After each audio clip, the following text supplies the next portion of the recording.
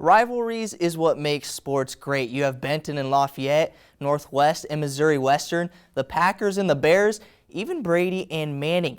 But something about a family rivalry makes it just a little bit sweeter. The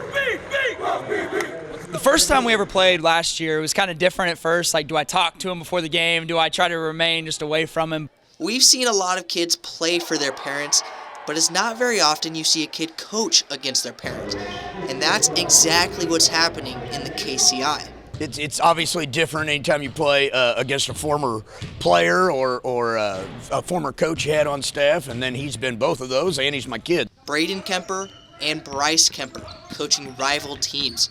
Bryce with more than 15 years of head coaching experience leading Mid-Buchanan, while Braydn Kemper, in just year 2 of being a head coach, leads North Platte.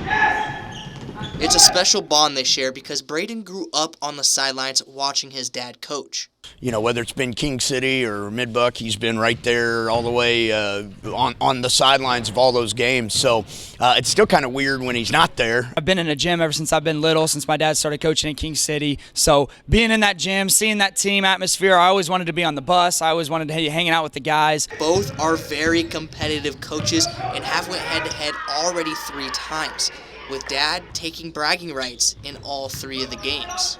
Even though you love the kid, you don't want to lose those games to him. This competition reminding them about the glory days where Bryce also controlled the early matchups. Took us back to NCAA football days when we were playing on the video games all the time. So, we've kind of competed against each other all our lives, so not a lot's different now. Like that NCAA football game, like you said, hopefully we can get him sometime. He was beating me forever, and then I finally beat him, and he shut off the internet, so the game didn't count. It won't be too long before the younger Kemper gets to brag in the head-to-head matchup, and when it happens, it's safe to say it'll be remembered forever. No, I hope it takes him a long, long time to do it. He won't hear the end of it from me and probably any of the family members either. So I think here in the next couple of years, I think North Platte and Mid-Buck will have a pretty nice little thing going competing-wise. I think it'll be a pretty good little rivalry. So.